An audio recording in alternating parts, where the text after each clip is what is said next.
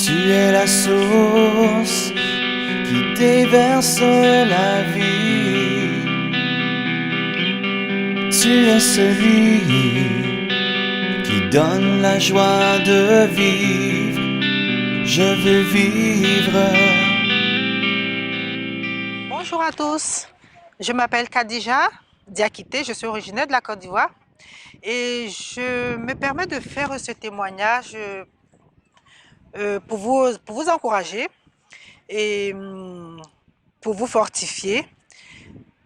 J'étais musulmane, je viens d'une famille musulmane pratiquante et j'ai rencontré le Seigneur en 2008, je me suis fait baptiser en fait.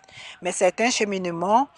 Et ma première Bible, je vais essayer de commencer par le début pour vous amener à ma conversion. J'ai j'ai obtenu ma première Bible, je ne saurais pas vous dire comment, mais j'ai jamais su lire ce livre. Ça m'a attiré, mais j'ai jamais su le lire. Mais j'étais vraiment pratiquante, je faisais mes 5 prières, le ramadan, voilà, tout ce qu'il fallait faire pour une musulmane. Et parce que mes parents, mon père il est parti à la Mecque, ma soeur qui me suit et tout. Et quand je suis venue en 90 en France, j'étais vraiment plus qu'assidue dans mes prières et tout. Et il s'avère que en 99, je suis allée aux États-Unis parce que j'ai fait mes études en France, à Aix-en-Provence. Je suis partie sur Paris. Et en 99, je suis allée aux États-Unis. Et là-bas, je me suis procuré une Bible pour pouvoir améliorer mon anglais parce que je m'étais inscrite à l'université en fait. Et j'ai fait mon cheminement. Je suis revenue en France en 2003 et j'ai acheté une autre Bible. Et j'étais dans le bus, je lisais la Bible en fait dans le bus. Et il y a un monsieur qui m'a dit, il m'a demandé si j'étais musulmane. Je lui ai dit non que j'étais chrétienne, mais j'étais vraiment fière de dire que j'étais musulmane et tout. Et il m'a dit, ben, vu que vous n'êtes pas chrétienne et que je vous vois en train de lire la Bible, essayez de commencer par le Nouveau Testament. Parce que moi, je lisais par l'Ancien Testament. Et donc, je ne l'ai pas écouté, j'ai continué à lire l'Ancien Testament, que je trouvais que c'était dur.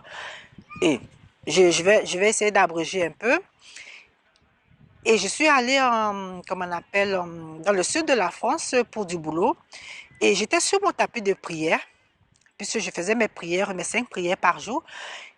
Et il savait que je me suis rappelé d'une parole de mon professeur coranique, puisque j'ai fait l'école coranique comme l'école du dimanche chez les chrétiens.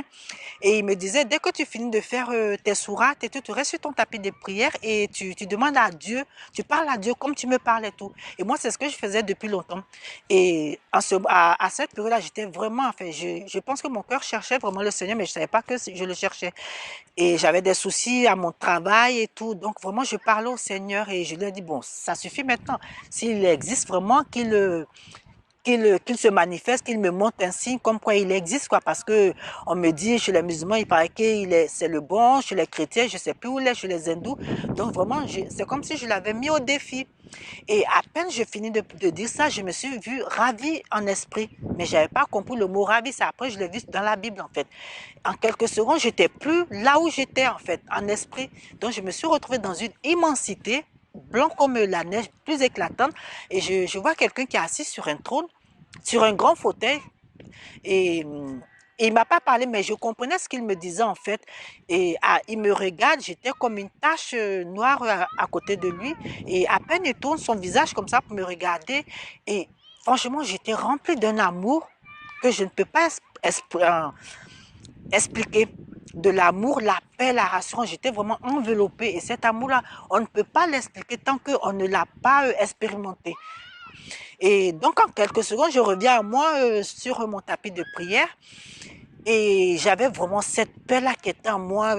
Et là, je me suis rendu compte que j'avais pas rêvé, que c'était réel en fait. Parce que je sentais cette paix-là en moi et cette assurance, cette joie que je ne peux pas expliquer. Bon, je suis restée dans cet état d'esprit pendant un bon moment parce que quand je ne savais pas que c'était Jésus que je venais de rencontrer. Je savais que c'était un être vraiment divin, mais je ne savais pas que c'était Jésus. Et je me suis dit, purée, t'as intérêt à ne pas raconter ça à quelqu'un parce qu'on va te prendre pour une folle et tout. Et j'ai fait mon cheminement, je continuais à lire la Bible, mais je ne comprenais rien du tout. Et voilà, et un jour j'étais dans ma chambre, et j'avais vraiment, j'avais l'impression qu'il allait se passer quelque chose. Je ne savais pas quoi, mais si je dormais, il allait se passer quelque chose. Et en fait, à peine je me suis endormie, je me vois en tomber dans un gouffre, dans mon sommeil. En fait, là, c'était un songe. La deuxième fois que le Seigneur s'est révélé à moi. Et je me vois en tomber dans un gouffre, agrippé par des créatures. Et je criais de toutes mes forces et tout. Et je savais que personne ne pouvait me sauver parce que dans ma tête, en fait, j'ai crié Mahomet, mais dans ma tête, en fait. Et et je savais qu'il ne pouvait pas me sauver. Et le seul nom qui est venu à mon esprit, à part Mahomet, c'était Jésus. Et à peine j'ai fini de penser que Jésus pouvait me sauver, je vois les créatures qui tombent dans ce gouffre et je me vois sortir du gouffre. Et j'étais peut-être même pas à 10 mètres, à même pas à 5 mètres. Et je vois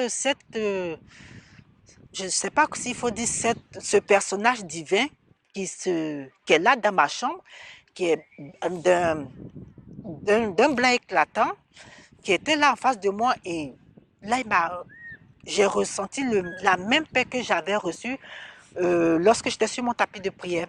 Et, et il m'a dit qu'il était le chemin, la vérité et la vie. Et là, j'ai su que c'était Jésus que j'avais vu en esprit la première fois. En fait, j'ai reconnu la même personne, mais cette fois-ci, il m'a vraiment dit qu'il était le chemin, la vérité et la vie.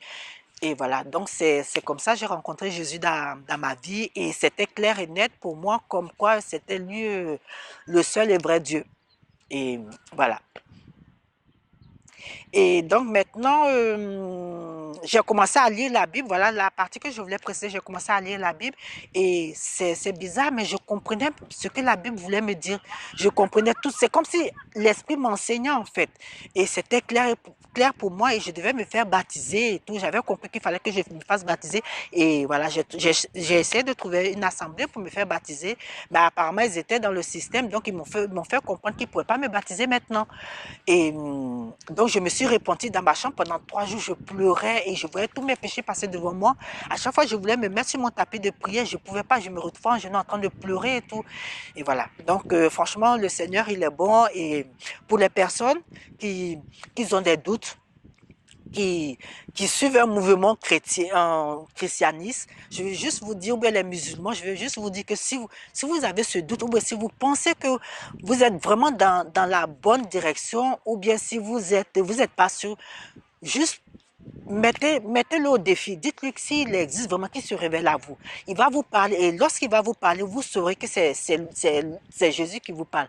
Mahomet, c'est pas, Mahomet, il est un prophète, certes, mais la seule personne qui s'est sacrifiée pour prendre vos péchés, c'est Jésus. Il est mort sur la croix pour prendre... euh, quand on n'est pas en Christ, on ne peut pas comprendre ça. On ne comprend pas que Jésus est mort sur la croix pour nos péchés, mais vraiment posez-lui la question, demandez-lui et il répondra à votre demande. Voici mon témoignage et soyez vraiment bénis, encouragés, fortifiés. Amen. Oh, Esprit